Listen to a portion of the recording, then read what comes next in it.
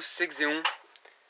Encore une vidéo tuto, et cette fois je vais vous montrer comment préparer un carter Minarelli M6.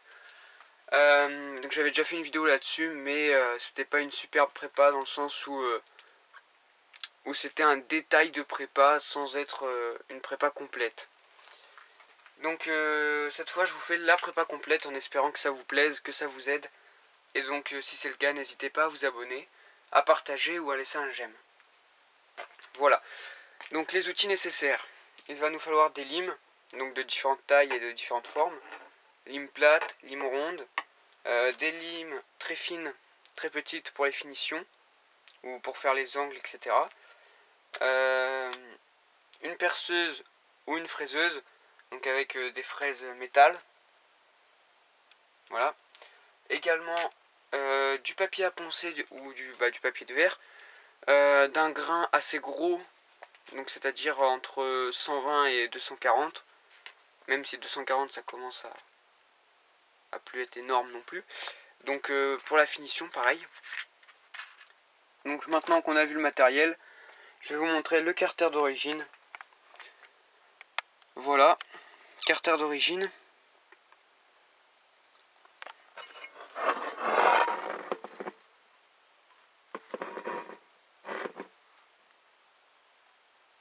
Hop.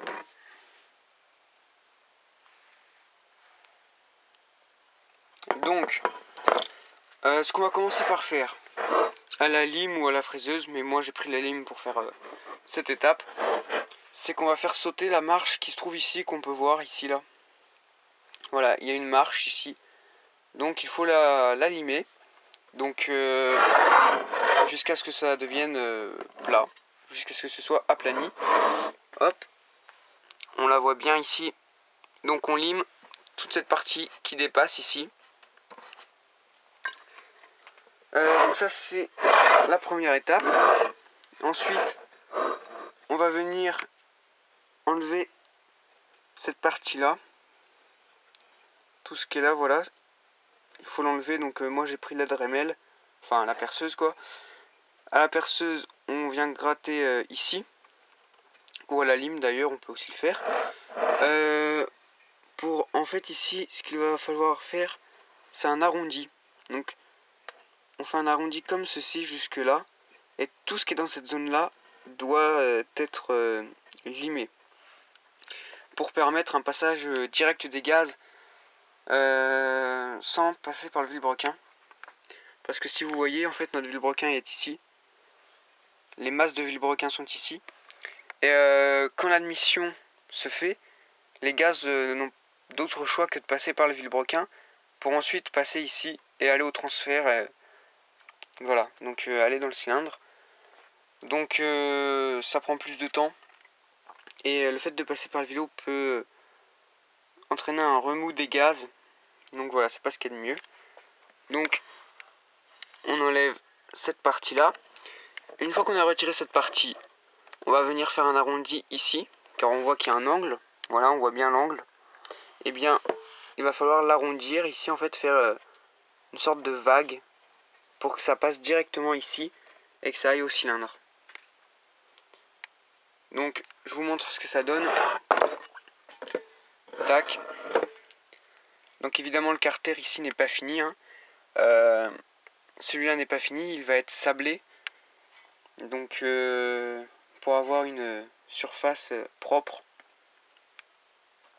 Hop, donc on voit bien que la marche ici a été limée, c'est absolument lisse. Hop, c'est totalement lisse. Voilà, il n'y a pas de bosse. On voit également que ici, toute la partie qui était ici comme ça, a été supprimée. On a fait la sorte de vague dont je vous parlais ici, voilà, un arrondi comme ceci. On a également arrondi ici, là-bas également, ça a été arrondi à ce niveau-là. Quoi d'autre? Là aussi, voilà. En fait, il faut arrondir le maximum de choses. Il faut éviter les angles. Parce que sinon, pour le passage des gaz, c'est pas ce qu'il y a de mieux. Donc ici ça a été arrondi également, on voit ici là. Toutes les arêtes, il faut essayer de les arrondir au maximum. Hop. Donc il y a des trous un peu, il y a des bulles d'air dans le métal, mais bon ça c'est pas très grave. Tac. Alors je vous montre l'autre côté.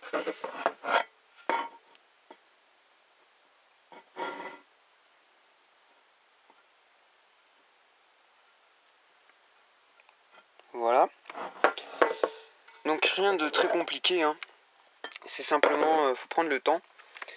Et donc vous avez pu voir ici qu'il y avait une tache. Donc c'est parce que le carter côté allumage, donc le carter gauche, est vraiment très fin. De ce côté-ci, à ce niveau, au niveau de la bosse ici, il est vraiment très fin. Donc dès que vous allez supprimer la bosse, vous risquez de voir apparaître un trou, donc c'est-à-dire que vous allez percer votre carter. Donc là, ne vous inquiétez pas, c'est pas super grave, hein. Percer le carter, c'est presque rien du tout en fait. Si vous le percez à ce niveau-là, franchement, c'est très simple de rattraper le coup. Il va juste vous falloir de l'époxy ou du mastic. Et donc que vous allez venir placer de l'autre côté à ce niveau-là. Donc vous étalez du mastic ici comme ça. Donc moi j'en ai mis sur tout là, voilà, parce que bon, il y avait une fente un petit peu comme ici, donc ça permettait, voilà, ça permettait d'en mettre dans toute la gorge à ce niveau-là. Donc je vais rajouter en plus de la colle très forte, donc sur les fentes, sur les côtés, sur tout le tour, pour être sûr que ce soit bien étanche et hermétique, pour éviter des prises d'air. Donc je vais vous montrer à quoi ressemble le mastic. Il est par là, il me semble. Donc la colle que je vais utiliser, c'est ça. Donc c'est des colles super résistantes. Et ensuite le mastic, c'est voilà, c'est ça, la pâte époxy.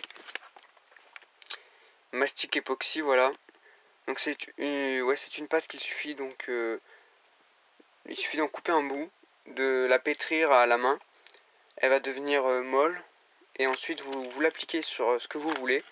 Elle va durcir et après c'est dur comme de la pierre. Ça bouge pas. Ça résiste aux hydrocarbures, à la chaleur et aux vibrations. Donc c'est vraiment très bien. Puis c'est pas super cher. Enfin c'est cher mais bon. Vaut mieux acheter ça qu'un carter. Voilà. Donc pas de panique si jamais vous percez le carter. Vous mettez de l'époxy et le problème est réglé. Voilà. Donc là, ce carter là il n'est pas fini, je l'ai dit, il faut que je sable. Donc je vais sabler toute cette partie là pour que la surface soit bien. Donc j'espère que vous voyez bien un petit peu ce qu'il faut réussir à faire. Hop.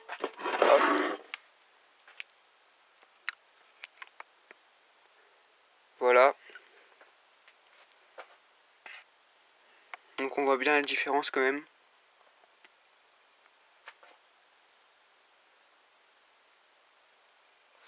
Donc le fait de préparer, ça va nous apporter un meilleur passage des gaz, donc un meilleur remplissage.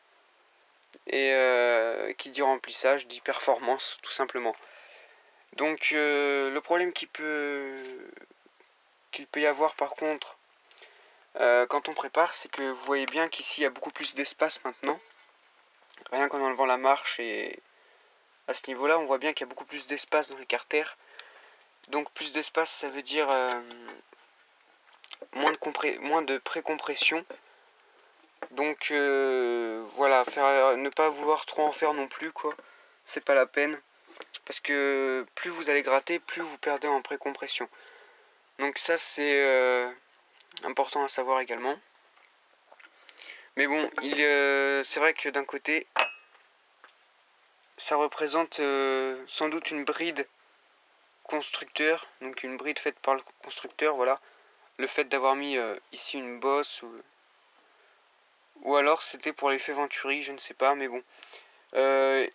Au bout d'un moment, de toute façon, quand on quand on met une configuration assez poussée, il faut faire sauter cette bosse parce que ça bride.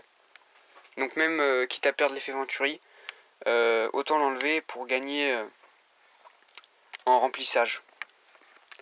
Donc l'effet Venturi, pour ceux qui ne savent pas, c'est le fait que quand un gaz a de l'espace, s'il arrive dans une zone plus étroite, il va s'accélérer.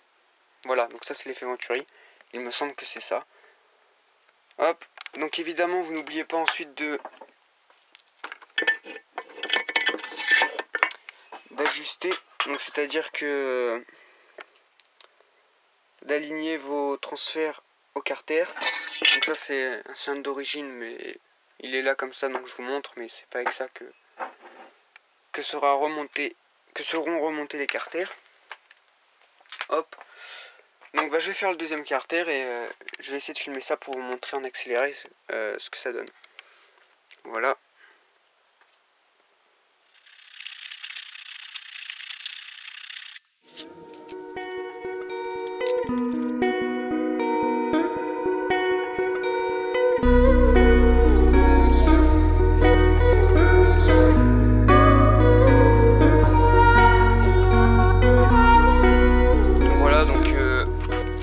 Là, j'ai retiré la bosse ici. Donc elle y est encore, mais vraiment très légèrement. Ensuite, j'ai fait sauter la partie qui allait jusqu'ici là. Voilà. Donc j'ai enlevé toute cette partie. Et maintenant, toute la partie qui est en bleu, c'est à faire. Donc essayez de respecter une symétrie dans vos carters. Donc faut que ce soit le plus symétrique possible, on va dire. Donc vous voyez par exemple, je vais mesurer au pied à coulisse cette partie là, ici, pour que ce soit la même qu'ici déjà. Et ensuite, pour ce qui est, vous voyez ici ça fait un arrondi, vous partez de là, ça fait un arrondi comme ça, jusque là-bas. Essayez de faire exactement le même sur votre second carter. Par exemple, moi, je vois que mon arrondi part ici. Donc c'est, je sais pas moi, 3 mm après l'embase, donc la pose du cylindre ici.